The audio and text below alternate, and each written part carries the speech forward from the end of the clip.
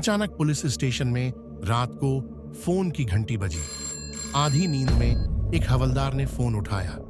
दूसरी ओर से एक आदमी घबराहट हुआ बोल रहा था, साहब यहाँ गाड़ी में एक लाश पड़ी है, आप जल्दी आ जाओ। हवलदार ने जल्दी से पता नोट किया और वायरलेस पर पेट्रोलिंग टीम को मैसेज दे दिया।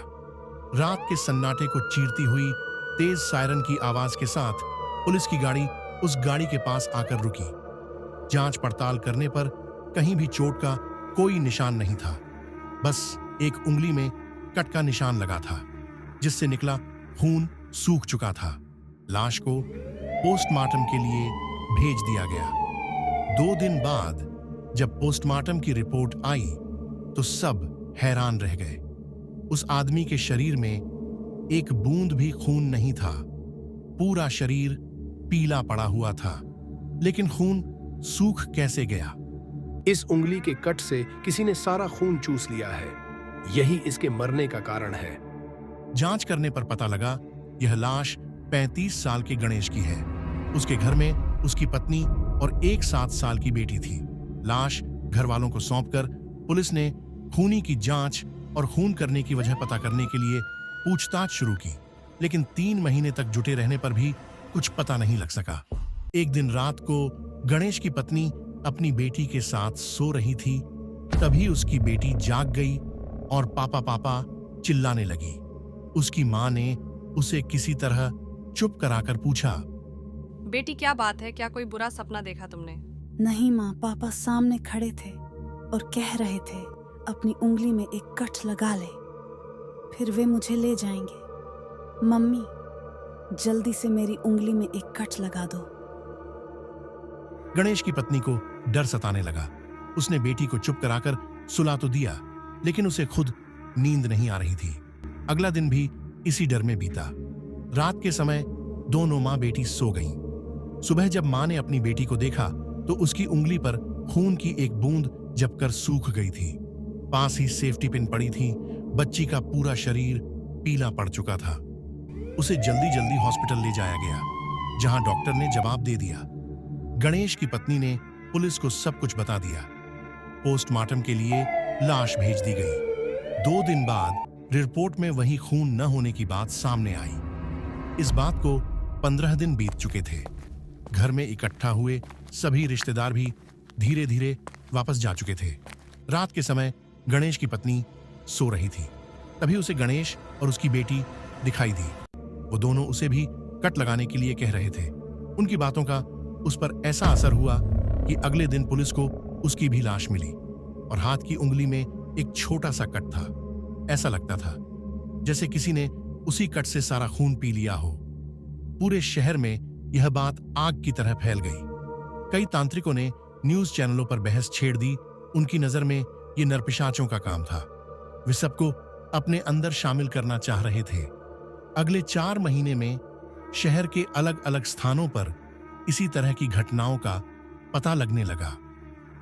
जहां पहले घर का एक व्यक्ति मृत पाया जाता, फिर वे अपने घर के बाकी सदस्यों को नरपिशाच बनने के लिए उंगली पर कट लगवाता और सारा खून पी लेता था।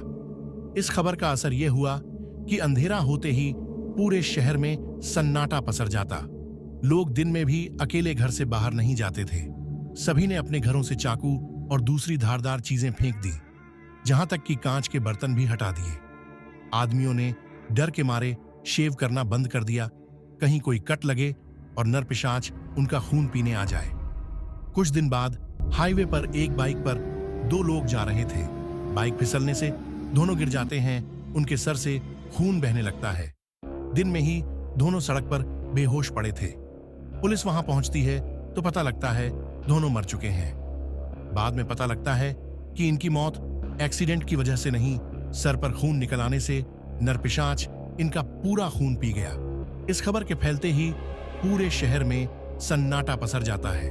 लोग बाहर आना जाना, अपने वाहन इस्तेमाल करना बंद कर देते हैं। शहर की सड़कों पर केवल पुलिस की गाड़ी सायरन बजाती घूम रही थी। जो भी इंसान इन नरपिशाचों की बलि चढ़ता, कुछ ही दिन में उसके पूरे परिवार का खून चूसकर मार दिया जाता था।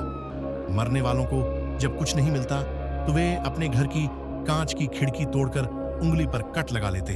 ऐसे ही एक परिवार पर पुलिस ने कड़ा पहरा लगा दिया कि देखें कौन आता है खून चूसने। घर के सबसे छोटे लड़के ने रात को सिगरेट से अपनी उंगली को जला लिया, फिर उसे कुरेदना शुरू किया। जब खून निकलने लगा तभी पुलिस आ गई। उन्होंने जो देखा सबके होश उड़ गए। एक काला साया धुएं की शक्ल में आया और उस उंगली के जख्म से पूरा खून पीने लगा।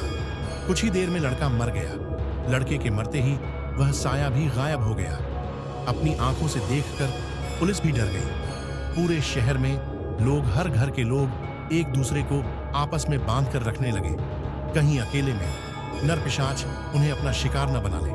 आने वाले कुछ महीने में शहर में लोगों की संख्या कम होती जा रही थी और नरपिशाचों की संख्या बढ़ती जा रही थी। एक भी इंसान गलती से बाहर निकला और उसकी लाश अगले दिन मिल जाती थी।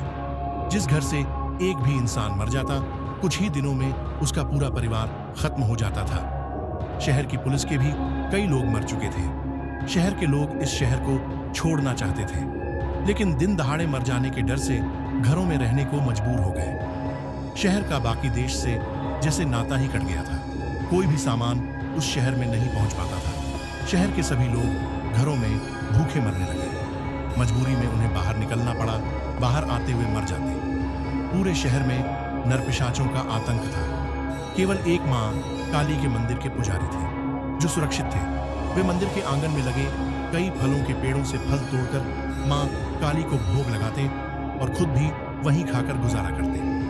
मंदिर के अंदर किसी बात का खतरा नहीं था। मंदिर के पुजारी ने शहर को बचाने के लिए लगातार 7 दिन तक जाप कर माँ काली का आह्वान किया। माँ के आशीर्वाद से उन्होंने बहुत सारे काले धागों को अभिमंत्रित किया। इस जाप की शक्ति से पंडित जी बहुत शक्तिशाली हो गए। उन्होंने अपनी कलाई पर धागा बांधा और बाकी के धागे लेकर शहर में निकल पड़े। सभी घरों में जाकर उन्होंने धागे बांधे। अब सभी लोग घरों से बाहर निकलने लगे। नरपिशाच किसी को अपना शिकार नहीं बना पा रहे थे। खून न मिलने से उनकी शक्ति कमजोर होती जा रही थी। इधर पंडित जी ने हर दिन शहर के अलग अलग स्थानों पर हवन करना शुरू कर दिया, जिसके मंत्रों के उच्चारण से सभी नरपिशाचों को मुक्ति मिलने लगी। पंडित जी ने पहले ही शहर के मुख्य द्वार पर काला धागा बांध दिया था, जिससे कोई भी नरपिशाच शहर से बाहर न जा सके। कुछ ही दिनों में पूरा शहर सामान्य हो गया। उस शहर के लोगों ने पंडित को मानना शुरू कर दिया। पंडित जी का बहुत मान सम्मान किया गया। इस तरह शहर के लोगों को नरपिशाचों से मुक्ति मिल गई थी।